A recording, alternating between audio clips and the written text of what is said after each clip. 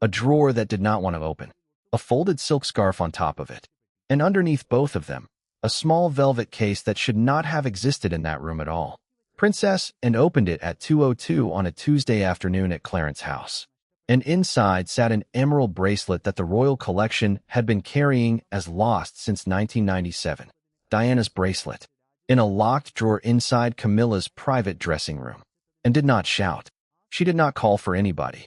She has never in her life been a woman who fills a room with noise when the situation has already told her everything she needs to know. She lifted the bracelet out of the case, held it up to the window light for about 4 seconds, and worked out in that time that somebody in that household had been lying to the family for a very long while. The next 10 minutes are the reason we are all talking about this, and I am going to hold them back for a bit, because if I give it to you now, you will hear it as a story about a stubborn aunt and an old grudge. Stay with me, and you will hear it the way Camilla heard it. Quick word before we go further. I'm Harold. I spend my time going through everything that moves around this family. The filings, the inventories, the records that get quietly amended and hoped over. And what you are about to hear is me putting the pieces together the way I read them. By the end of this, you will know how a bracelet with a name on it walked out of a locked room and stayed gone for nearly 30 years. You will know whose handwriting sits on the page that made it disappear. And you will understand why the king signed something that afternoon that took a set of keys off his own wife. Hit subscribe if this is your kind of thing. And stay with me because the last 10 minutes are where the whole thing lands. Now, the afternoon itself. And had not gone to Clarence's house looking for a scandal. She had gone there to do paperwork, which is the least glamorous sentence anybody has ever written about a royal story, and also the most accurate one. The household had opened a fresh review of Diana's private possessions after a catalog number came back wrong. One line on one page did not match the object it was supposed to describe. That is how these things start. Never with a confession, always with a number, and is the obvious person to hand that job to, and everybody in the building knew it. She has topped the royal engagement lists for years, which the papers report every January like a weather forecast. She does the work nobody films. She does not have an interest in the outcome. She is not in line for any of it. And she has spent 50 years being the one member of that family who says the thing out loud in a room where everybody else is being careful. Quick note before we continue. Everything I dig up that doesn't make it into these videos, I put into a free weekly letter. Join more than 10,000 royal insiders at crownletter.com. The link is in the pinned comment below. If you are watching on your TV, just point your phone at the QR code on screen. Now, if you want to understand why the household treats her the way it does, there are 2 things on the public record that tell you everything. In March 1974, a man stopped her car on the mall in central London, shot 4 people around her, and tried to pull her out of the back seat. He told her to get out. She told him, not bloody likely. That is not a legend anybody built afterwards. That is her own account given at the time. And the man who did it went to the Old Bailey for it. She was 23 years old. And in November 2022, as the BBC and every other outlet reported at the time, Charles wrote to the House of Lords asking for the list of councillors of state to be widened. The bill went through in a matter of weeks, and the 2 names added were Anne and Edward. The king wanted people he could hand his own authority to without thinking about it twice. And his sister was on the shortest possible list. A catalog number came back wrong, and the household gave the job to her. Nobody in that building expected it to end where it ended. The mismatched number led her down a corridor and into a dressing room that only one person uses. Camilla was out that afternoon. The rooms were quiet in the way big houses go quiet when the person who lives in them is elsewhere, and every floorboard felt louder than it should have. The drawer stuck, and worked it open, lifted out a folded silk scarf, and found the case underneath. Now, the bracelet. Emeralds, gold, diamonds, and a clasp with a repair in it. That repair is the whole thing. Diana broke that clasp during a family evening years before she died, and she had it mended. The mend is visible if you know to put your thumb on it. And knew. She was in the room the night it broke. She pressed her thumb against the clasp, felt the join, and every possible innocent explanation went out of the window at once. This was not a similar bracelet. From the same maker. This was not a copy from a set. This was the one. And underneath the case, folded flat, and found an old inventory label. Diana's initials on it, and a date years before Camilla was ever crowned anything. And that detail turns the whole thing from an embarrassment into something else. Whoever put that case in that drawer knew exactly what was inside it. Nobody hides a thing they have not identified. The label had come along with the bracelet, and somebody had kept them together and then locked both of them under a scarf and put the bracelet in her coat pocket. She closed the case, locked the drawer, walked out, and gave the officer on that corridor an instruction in about 11 words. Nobody enters this room. Not staff, not the household, not the queen. An aide asked who they should telephone. She gave one name, Charles. And before the king had even left his desk, word had already reached Camilla that somebody had been in her drawer. Hold that, because you now know what and found and where she found it. You do not yet know how it got there. And you do not know what else was in that room. Both of those answers are coming. And the second one is worse than the first. Look at what that bracelet actually is to each person standing in this story, because they are four completely different objects depending on who is holding it. To the collection, it is a line on a page.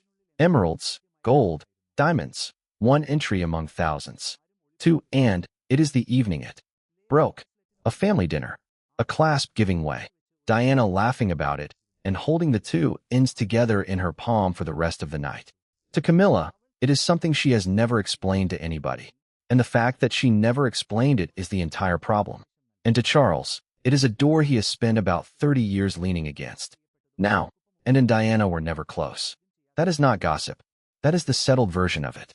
Reported for decades and never seriously disputed by anybody who was around them. Two women with nothing in common except a surname they had both married into. One of them lived at the front of every camera in Europe. The other one had spent her life going out of her way to avoid exactly that. They were polite. They were not friends. And that is precisely why this matters. And did not pick that bracelet up out of sentiment. She has no soft memory of Diana to defend. She picked it up because it had a name on the label, and the name was not the name of the woman whose drawer it was sitting in. Somebody had taken a dead woman's property, altered the paperwork, and kept it. A woman who, like Diana, might have made a scene about it, and made a phone call and sealed the door. Charles came, and he came fast. He asked to see it before he had finished sitting down. He held it under the desk lamp, turned it over, found the repair with his thumb the same way his sister had, which tells you he knew about it, too. Then he set it down on the blotter and said, "Nothing at all," and watched every second of that. His silence was the worst answer available. A denial would have been a position. Confusion would have been a position.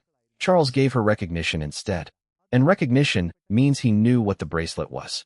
And worse, he seemed to understand straight away why finding it in that particular drawer was going to tear something open. Meanwhile, Camilla was 2 rooms away taking her gloves off, and she stopped halfway through and asked the senior aide whether and had removed anything from her dressing room. The aide could not answer her. He did not know. Her face changed anyway. Nobody has put that afternoon on the record, and nobody involved is going to. I am building these rooms from the paper trail that came afterwards and from how people who work in that household describe a day like this one going. Take the next few minutes as my reading of it. That same aide is the source of the first genuinely strange piece of this. In a documented household account, he described Camilla some years earlier referring to an unnamed emerald piece as something she was protecting until the right time. Protecting until the right time. No transfer document exists. Nobody signed anything over to her. And when and pulled the collection register, the bracelet was there with a note beside it saying it had been removed for conservation. The workshop named in that entry never received it, and had somebody ring them and check. No record, no delivery, no job number, nothing. Somebody had written a lie into the register, and then the object had gone. Charles cleared the room of everybody except his sister and asked her not to go near Camilla until she had heard the full history of it. She told him she was not promising him anything, and that history starts on a single evening at Kensington Palace in the autumn after Diana died. The bracelet did not simply drift out of the collection over a decade. It went missing on one specific night in one specific room where every object had been counted and every person coming through the door had been written down. Somebody in the comments a while back asked me what actually happens to a royal's things after they die. So, let us do that properly for a second, because you cannot follow this story without it. The household runs what it calls a memorial inventory. A team goes through the private possessions object by object, photographs each one, puts a label on it, and rules on what stays with the family and what goes into the wider royal collection. Every object gets a number, and every number gets a name beside it. That process is the reason this story exists at all. Somebody wrote William's name on a label in 1997, and 27 years later, that label was still in the drawer with the bracelet, which is the one thing the people who moved it could not make disappear. Diana's inventory was done at Kensington Palace, and Charles had temporary authority over the disputed items. Because William and Harry were 15 and 12, and nobody was asking a grieving child to rule on jewelry. Put yourself in that building for a second, because the timing matters. The flowers outside those gates were still there. The country had watched two boys walk behind a coffin through central London on the 6th of September, and the pictures of that walk were on the front of everything. And inside the house, while all of that was going on, a team of people with clipboards was working through her wardrobes and her jewelry boxes, writing numbers on labels. Somebody has to do it. That is not a criticism of anybody in that room. It is simply the least human thing that happens after a death. And it was happening about 4 weeks after the least human month that family has ever lived through. During that review, the emerald bracelet was photographed, labeled, and put into a velvet case marked for William, marked for him in writing, with his name on it. And late that evening, after most of the staff had already gone home, Camilla came into the sorting room. Last week, I covered Princess Anne in tears and the reason she lost her memory, and how the truth behind that stunned the rest of the family. A lot of you came into the comments saying the same thing. That Anne is the only one in that house who never flinches. This video is what happens when she stops flinching in somebody else's dressing room. Back to that sorting room. Camilla asked why certain pieces were being permanently reserved for Diana's sons. Charles told her flatly that the bracelet was not hers to discuss, and she gave him an answer that a former household official later described in a documented account. And it is the sentence that explains the next 25 years. Diana's possessions, she said, would go on controlling this family until somebody finally decided where the past was allowed to end. Charles dropped his voice and ordered the last of the staff out of the room. He was trying to stop an argument from traveling through the household by morning. He achieved the opposite of what he wanted. He emptied the only room in the building where a witness might have been standing. And then he made the decision that cost his son a bracelet for 27 years. He instructed the remaining boxes to be moved overnight into a private storage suite run by his own household. By the morning, the velvet case with William's name on it was gone. Nobody raised an alarm. Nobody ordered a search. Charles assumed the item was secure because it was inside his own arrangements. And years later, that assumption reads less like trust and more like a man deciding not to look, and went through the copied register page with a pencil, and she found it. The original wording said, "Reserved for Prince William." Somebody had gone over it and written, "Removed for specialist conservation." No conservator signed the entry. No return date beside it. And the handwriting belonged to a former aide who, some years after writing it, went to work in Camilla's private office and laid the old inventory photograph next to the bracelet on the desk. Same repaired clasp. Same stones in the same order. Then she pushed the falsified register across the table to her brother and waited. Diana used to say emeralds meant renewal, and closed the register and said the thing that was actually true. The bracelet had never been forgotten by anybody. It had been moved out of a boy's reach on purpose. An aide came in at that point and said, the Queen wanted access to her dressing room, and said no. Camilla was not going into that room until she came and stood in front of her first. The paperwork explained how the bracelet went. Only one person in that building could explain why it was still sitting under a scarf 27 years later, and had run out of interest in silence as an answer. There were no advisors sitting between them. No private secretary drafted anything. No ceremonial language sanded the edges off it. And walked into the King's Library, carrying the velvet case open in both hands.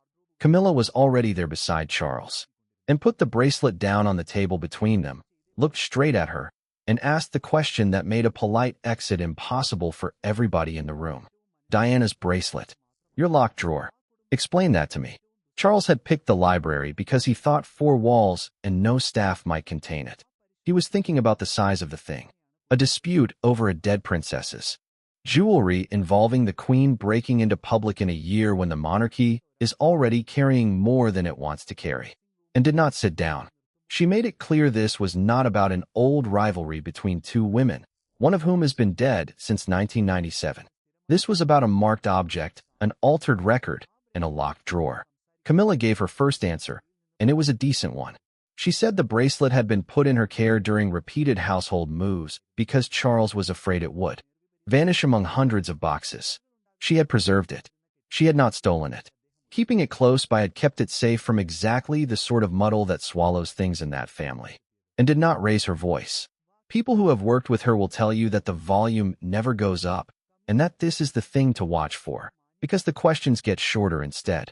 If the point was protection, she asked, why did protection require it to sit in a personal drawer under a scarf rather than in the archive where every important object in that family gets logged and guarded and can be found by anybody with the right form?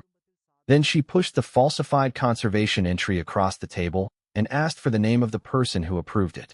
Camilla reached out toward the emeralds and shut the case, snapped it closed with the flat of her hand before the other woman's fingers reached the stones, and the noise went round that library like a dropped plate. Charles turned his face away. It was never yours to keep, and said. And Charles finally spoke, and what he said took the floor out from under his wife. He had never instructed her to keep the bracelet indefinitely. His only order that autumn at Kensington had been to secure Diana's inventory during the transfer. Nothing more than that. Nothing about custody. Nothing about years. Camilla's composure went at that point, and she told them why she had kept it. She had found a handwritten note from Diana. In it, Diana asked that the bracelet be given to her son before his wedding. Charles physically pulled back in his chair and asked why he had never been shown that note. And Camilla said the honest thing, which is somehow worse than a lie. Diana's words would have walked into another defining moment in that family. Another wedding. Another anniversary.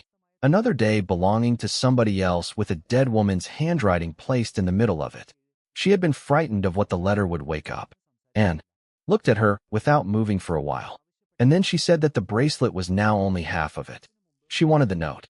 She wanted the original inventory. And she wanted the names of everybody who had helped bury both. Camilla had admitted the concealment, and the admission opened a much bigger hole. Because one woman can hide a bracelet in a drawer, only a group of people can hide its history for 27 years. By that afternoon, Anne's questions had left the drawer and gone into the machinery.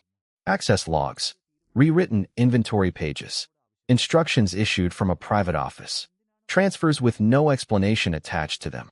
All of it started forming a chain, and at the middle of the chain sat something uncomfortable. This survived because a number of people decided that protecting Camilla's position mattered more than carrying out a dead woman's last written instruction, and ran the review because Charles asked her to. And he asked her because she is the only senior member of that family with nothing at all to gain from the result. She is not in the line. She does not inherit. She has spent 50 years being the one they send when the situation requires somebody who cannot be leaned on. She asked for every inventory page, every security entry, every transfer note, and every piece of correspondence attached to that bracelet from the night of the memorial inventory onward. And the balance in that house got dangerous fast. Camilla controls her own private staff and her own possessions. Charles holds the official records, and was carrying the authority of the review and a bracelet in her coat pocket. None of the three could dismiss either of the others, and every page that came back pushed them closer to something none of them could put back in a box. The first Real hit landed on Charles. The review turned up the equerry who had approved the false conservation entry, and it turned out he had acted on a verbal instruction that came through Camilla's office. But the instruction had been carried with the king's name attached to it to give it weight. Somebody had used Charles to move Diana's bracelet, and Charles had not known. Camilla went to him before more files could be opened and asked him to stop the review. Her argument was not stupid. Old letters would drag private pain into the open without changing a single thing that had already happened.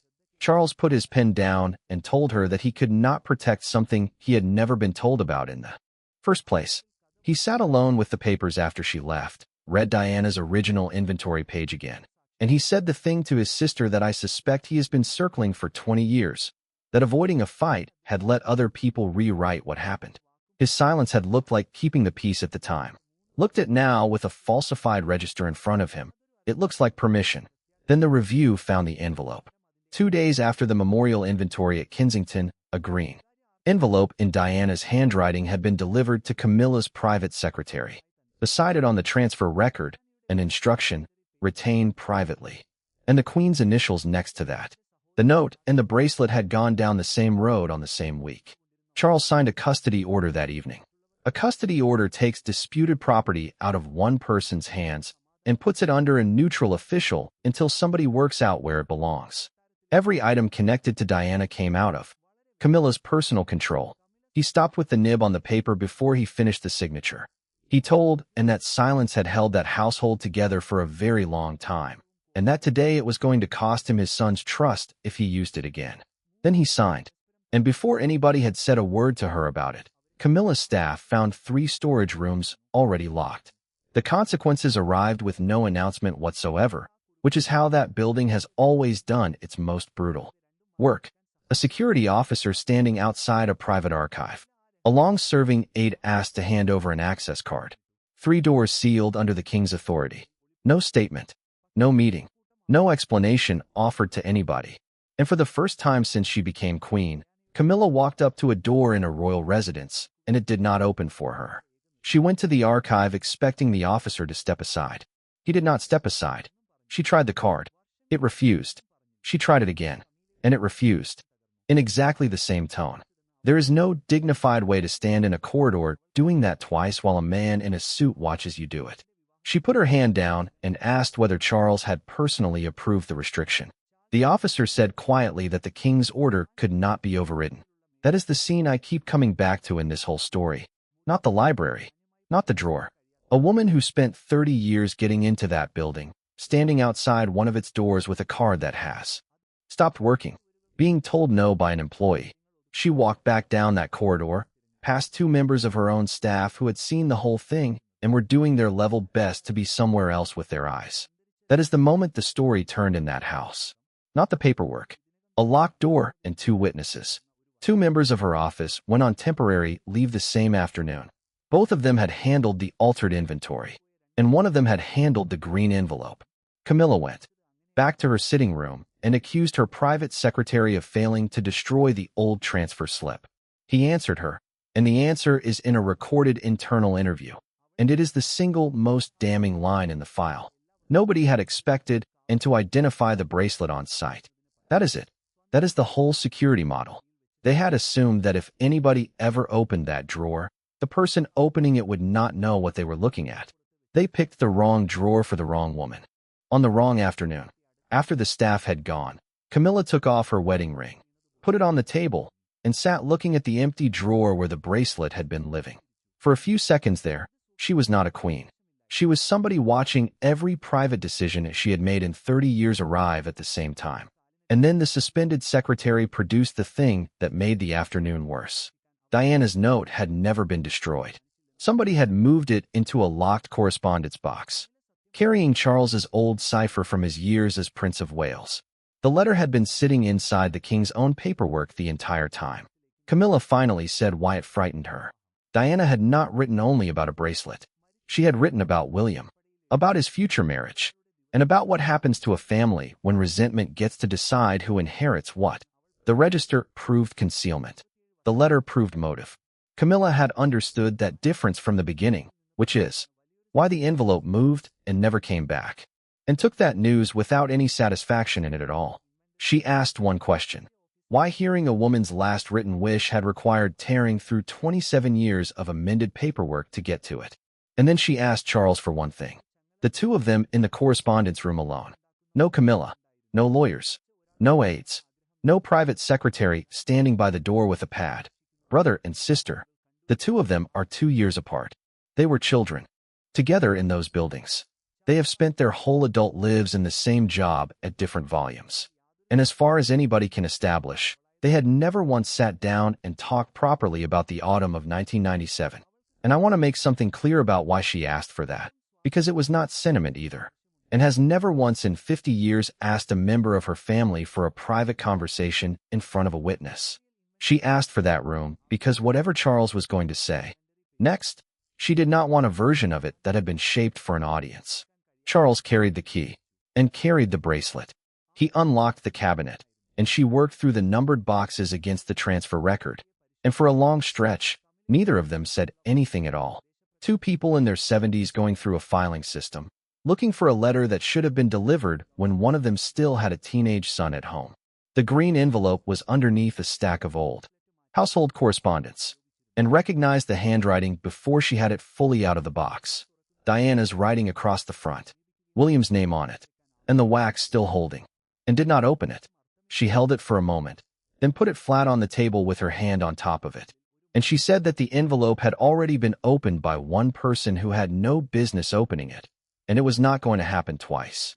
Charles said what he should have said in 1997, that every item meant for his son had been his responsibility, that exhaustion, guilt, and a horror of another public family fight had turned somewhere along the line into an excuse for not looking, and answered him without any heat in it, which is the way she does the hard ones.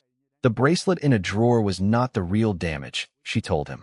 The damage was that he had let Diana's memory turn into a thing the household negotiated around, something to be managed, worked round, kept away from anniversaries, filed under. Difficult. A woman gets reduced to an administrative problem, and then one day her jewelry is under a scarf and nobody can explain why. Then she took the envelope and the bracelet, and she went to find William. He read it out loud in a room with his father and his aunt, and he got most of the way through it. Diana had written that the emerald bracelet should pass to him before his marriage. She wanted him to be the one to decide what happened to it afterwards, whether it went to the woman who helped him build a home that felt like a home, or whether he kept it back for his children. She had trusted a boy of 15 with that decision in advance, because she had assumed somebody would hand him the letter. That is the bit I cannot get past. Diana wrote that note while she was still alive, about a wedding she expected to be sitting at. She was planning a normal afternoon in the future, the kind every mother plans, where you give your son a thing and tell him it is his to do something with. She had no idea she was writing an instruction that would be filed, initialed, and buried inside a locked box for 27 years. He was married in 2011. He was married in front of 2 billion people. And his mother's letter about that wedding was in a cabinet 40 minutes away with somebody else's initials on the transfer slip. And then his voice went. Charles moved his hand toward his son, stopped, and then put it on his shoulder anyway. And the king said the sentence that ended the argument. The bracelet belongs with your family, and no decision made in this house should ever have sat above your mother's wish. The last part of the letter is the part that has stayed with me. Diana asked her son never to let bitterness decide the fate of things that matter. Love should choose what gets kept, she wrote, and what gets forgiven, and who ends up holding the pieces of a family's past. She wrote that in the 90s about a bracelet, and it turned out to be about the next 30 years. William did not forgive his father in that room. He also did not take the hand off his shoulder. Then he asked to speak to Catherine. The bracelet had come back, and the truth had come back with it. The next decision was still open, and the answer to it turned a locked drawer into the most photographed wrist in Britain. By the following morning, the palace had lost control of it, which is what always happens. The bracelet that vanished from Diana's collection had been recovered from the Queen's private drawer. The altered inventory had been confirmed in writing, and William had decided he was not putting the emeralds back in a box. Buckingham Palace released a statement with the fingerprints of 6 different people on it, confirming that a personal item belonging to Diana, Princess of Wales, had been returned to the Prince of Wales following a review of historic household records. The statement also confirmed, in one flat line that everybody in the country read 4 times, that the Queen no longer held control over possessions connected to Diana while the review continued. Catherine got the bracelet in private. William put the velvet case down beside the letter and waited while she read the last paragraph and then read it again. She asked him whether he was sure he wanted her wearing it this soon. He knew exactly what she was asking. Lock it away, and secrecy keeps the last word on it forever. Put it on a wrist and walk it past a crowd, and half the country reads it as an act of war against Camilla. He told her it was not revenge.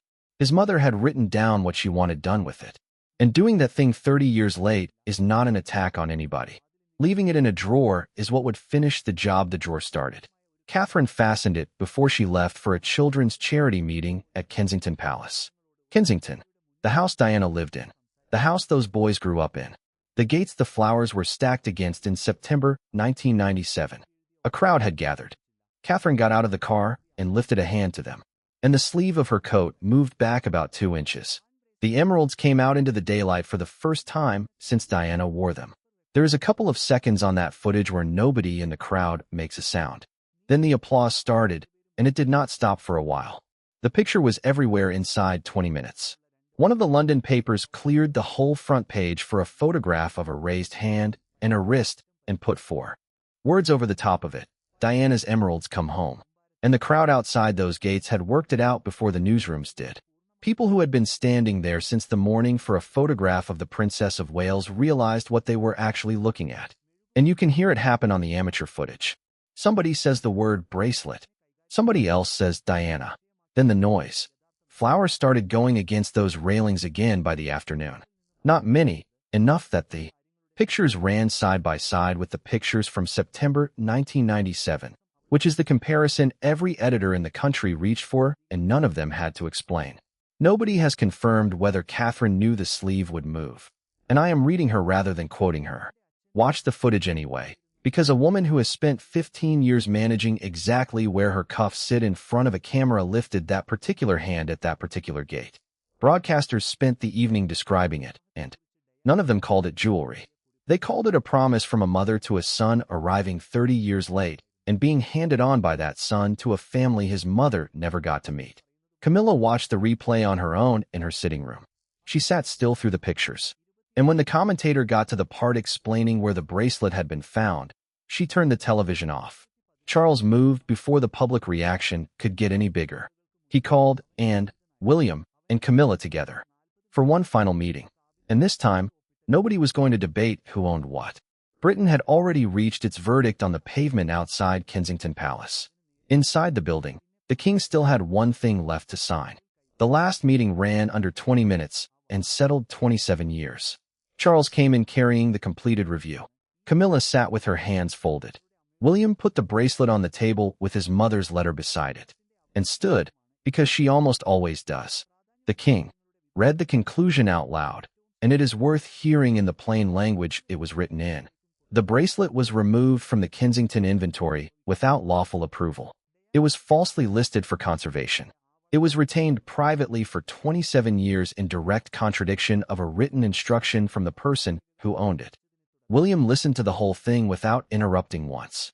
Charles then confirmed that the bracelet belonged legally and personally to his son, and that it would go on the record inside William's own family collection rather than back into any royal office where a pin could reach it again.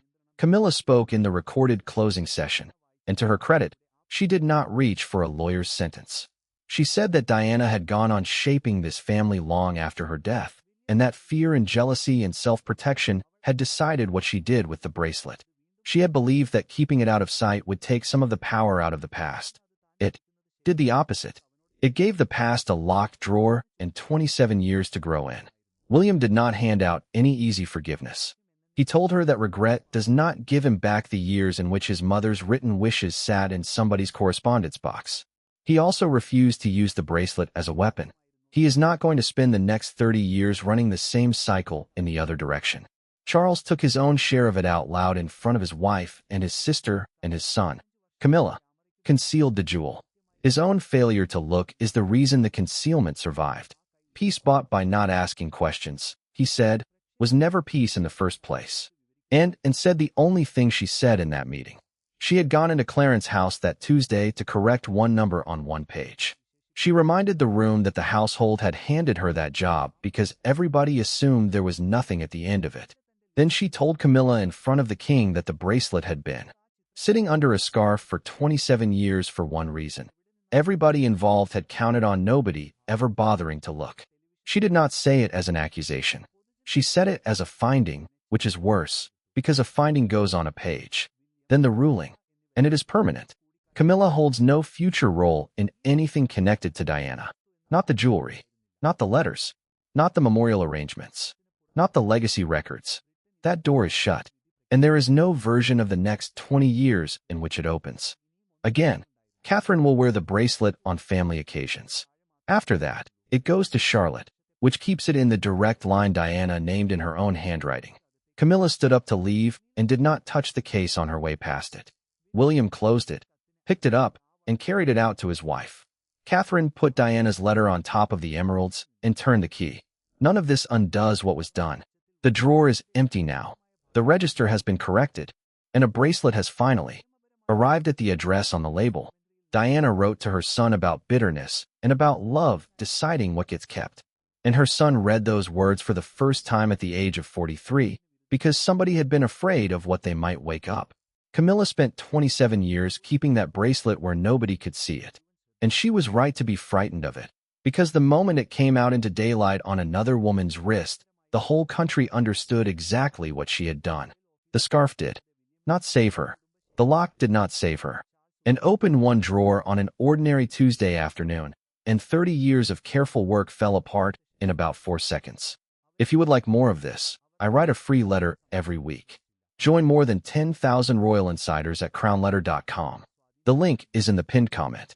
If you are watching on your TV, just point your phone at the QR code on screen, and I will see you there. What do you think? Should Catherine keep wearing Diana's jewels publicly, or does it reopen old wounds? Let us know in the comments.